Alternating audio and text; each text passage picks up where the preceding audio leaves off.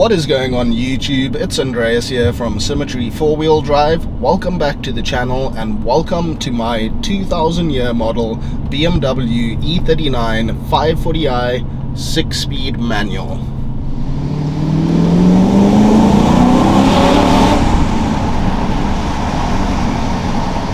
So this particular car is one of my personal cars, and I've owned it only for a few months now, but I have owned one of these exact 540i 6-speed manual E39 BMWs a few years ago, probably about 14 years ago, so I do have quite a lot of experience with this platform, as well as owning various other E39s throughout the years.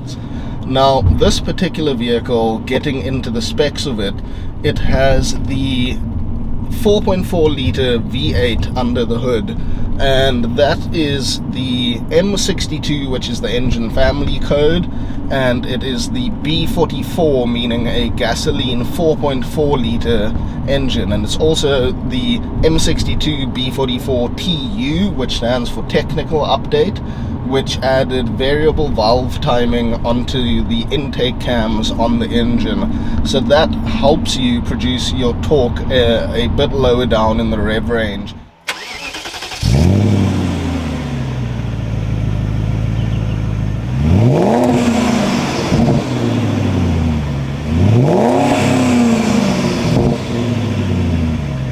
So this engine produces around 210 kilowatt, which is around 290 horsepower, and 440 newton meters of torque, which is, in my opinion, the important number on this engine.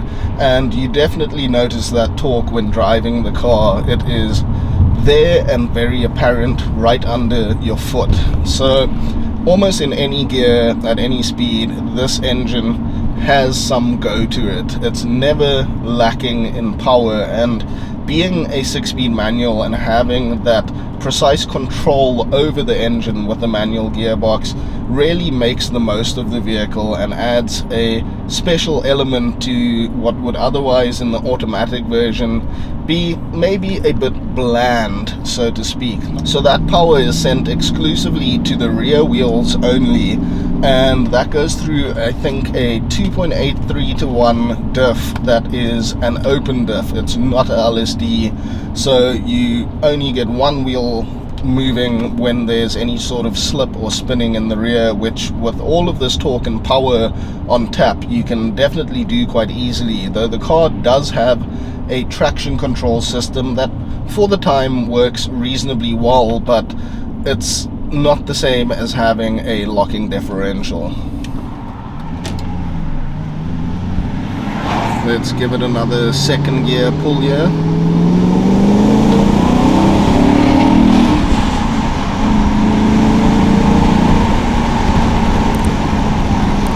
What a fantastic sounding engine this 4.4 litre V8 is. It really has a crisp growl to it. I absolutely love it. I think one of the best things about the E39 generation of 5 Series in particular is its timeless styling. So from the exterior of this car, the proportions are absolutely perfect in my opinion.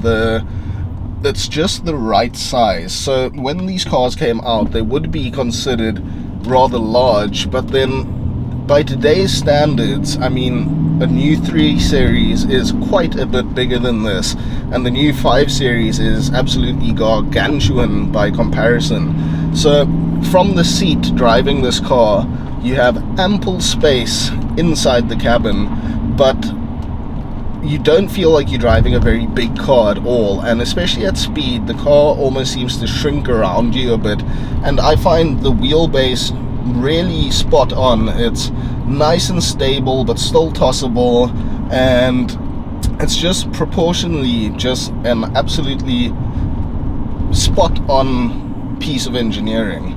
The lines of the car and the overall shape are just really simple and age really well because of that simplicity. They're not overly flamboyant and full of different angles and fins and lines and everything like that. It's just a really understated yet muscular and well-styled vehicle. One exterior styling feature that I really love about this particular sports package E39 540i is that factory Aero Kit that they added to the front and rear bumpers on this car. I think it's a really cool, retro, well-styled feature that adds a nice sporty flair to let you know you're driving something a little bit more than your regular automatic 540i E39. On the interior of the E39 540i, it's a really well-sized place to be. I mean, it doesn't have oodles of legroom in the rear, but you can definitely sit two passengers there of around 6 foot quite comfortably. I think newer 3 Series even have quite a bit more legroom than this car on the rear seat, but other than that, the car has a very nice spacious feel to it. It's not too big, not too small, just sort of spot on correct. And in terms of visibility in the E39, it has a really good glass house. There is a blind spot on the C-pillar, but other than that, you know, the visibility is really fantastic in these cars. The leather over the years has held up very well on these cars. The dash is one of the most impressive parts to me. It is so well put together. The lines of it are just simple and beautiful and functional, and it is a nice material as well to touch, to look at everything. It is really well screwed together. This car has very minimal rattles and squeaks or anything of that sort. It's just such a solid, well engineered and well put together car that I think maybe BMW dropped the ball on in its succeeding models that felt maybe a bit more plasticky and just not quite as crafted as what the E39 feels. This car just feels like a tank in the best way possible. It feels so well put together and just has such an air of quality and craftsmanship about it.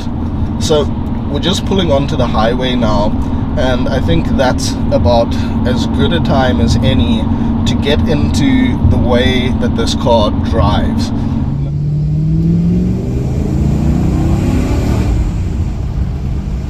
Now, being a 4.4 litre V8 with a 6-speed manual in a car that weighs 1,650 kilos, has independent suspension, 4-wheel disc brakes, and a really good wheelbase, you can definitely feel how good of a cruiser and a sports sedan this car is. So, I mean, the dynamics of this car have quite a duality about it, where it can be a really sedate, really comfortable, really executive cruiser, but at the same time, drop it down a couple gears, put your foot flat and listen to that V8 roar, and it just rockets you away like a sports car. And especially for the era that this car came out in, being mid-90s to late 90s, the performance that this car offered was quite staggering. I think with the speed limiter removed, you could hit about 270 kilometers an hour, and its 0 to 100 is around 6.1, 6.2 seconds. But that doesn't tell the full story, because the 0 to 100 is one thing, but the in-gear acceleration that this car has, the long gearing from that 2.83 to 1 diff ratio, and the power and torque the car has, it just means it's got some really long legs on it. Like, I'm going to open up the window now and drop down a gear or two, and hopefully there won't be too much wind noise, but you should be able to hear the engine a bit. So, third gear, 3,000 RPM, 80 kilometers an hour on the highway, foot down.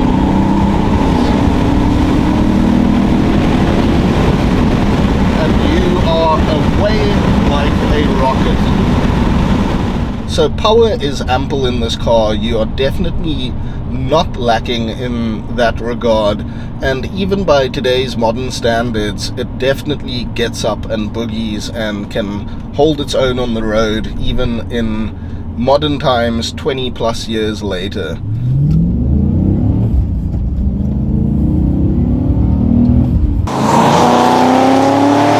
Again, coming back to that duality of this car's character, the chassis and suspension just sort of highlight that, where it can be tight and sporty, yet comfortable and subtle, and really irons out the imperfections of the road.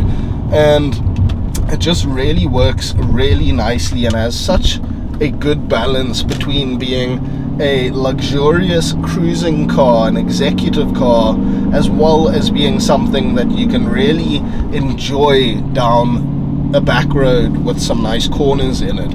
It just feels really stable and really planted, while still being just the right size to be tossable and really be able to chuck it into a corner and still feel good. You know, it doesn't feel like a boat. And like I mentioned, the car's weight is around 1,650 kilos, which by today's standards is by no means a heavy car. This car is one of the least compromised sports sedans I've ever driven. It kind of does everything well. It is really comfortable. It's really easy to drive every day. It has enough power to put a smile on your face. It sounds fantastic. It looks good. It's understated. It's executive and luxury. It has really fantastic suspension. Its reliability is quite good if the car has been maintained. I think, like, that's one of the reasons I own this car and I have this car, is because it is so uncompromising and so good at so many things that you find it quite difficult to fault it. Now, maybe I'm a bit biased. I do like BMWs and I do love the E39, but even with that being said, just looking at it objectively, I think these are fantastic cars and fantastic value for money nowadays. The experience that you get in a car from this era from BMW is unlike anything that came before or after it, and many people call this the golden age, the golden era of BMW's ultimate driving machine, and I completely agree with that sentiment. This was really the time where BMW focused on driving dynamics above all else, and even though they did that, they still managed to make a compliant, comfortable, great to drive vehicle, and great vehicle to just be in, even as a passenger or a commuter. It's really the whole package, which can't be said for a lot of its rivals and a lot of other vehicles in that period of time. BMW were just at the top of their game then. Now, you can't talk about a V8 E39 BMW without mentioning its steering box and its steering feel. Now, a lot of people will complain that this car is quite numb and vague, and they are basically wrong. Yes, on center at highway speeds, the car does have a little back and forth play on the steering wheel, but that just adds to the comfort and refinement of the car, where it just cruises so stably and easily, where little steering input doesn't disrupt the car. And if you load up this hydraulic steering box into a corner, it has a really good weight and feel to it that especially newer cars with their electronic steering racks just can't match. The feeling and tactile feedback you get through the steering wheel and the suspension on this car, it really is still good. Yes, there is a bit of vagueness on center. Other than that, loading up in a corner, the steering feels absolutely fine, and for such a luxurious car, there definitely is some feedback and you know what the front tires are doing. So yes, it's not as good as the same generation's rack and pinion steering, but it is by no means a bad steering feel in this car. The gearbox in these 540i 6-speed manuals is the same gearbox that's found in the E39 M5 from this generation, and it is a really big, robust unit. It has relatively long throws in between the gears, but it doesn't have the best feel, I will be honest there. It has that sort of general BMW sponginess or rubberiness in feel. It's very accurate to use. You're not going to miss a gear, but it doesn't have that like bolt action engagement that some other, let's say, Hondas have, and like Porsche and things like that. It doesn't have that like really solid, really direct gear engagement, but it does the job perfectly well and suits the more comfort-oriented nature of the vehicle. Summing it all up in a nutshell, what is the E39 540i 6-speed manual? Firstly, it's a very rare car on our shores here in South Africa. 109 came into the country when they were made, and very few remain today.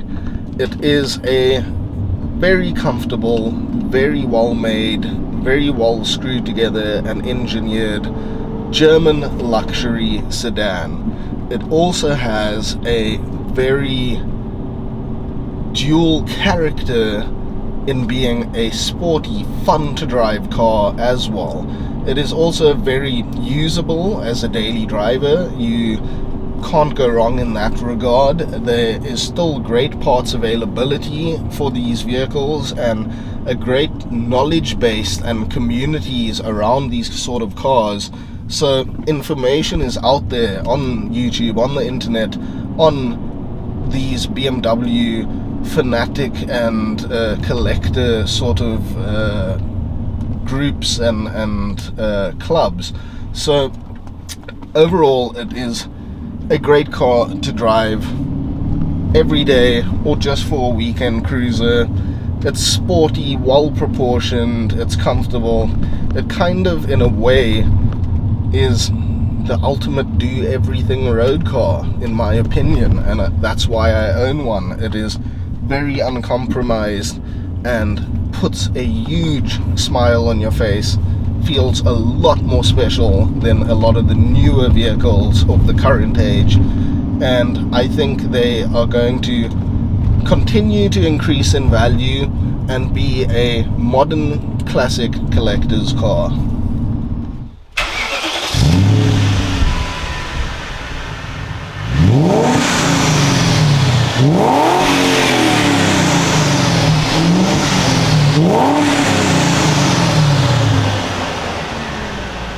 So guys, I think we're gonna wrap up the video here, and I hope you enjoyed this new format for Symmetry 4-wheel drive, and hopefully you're looking forward to some more content like this.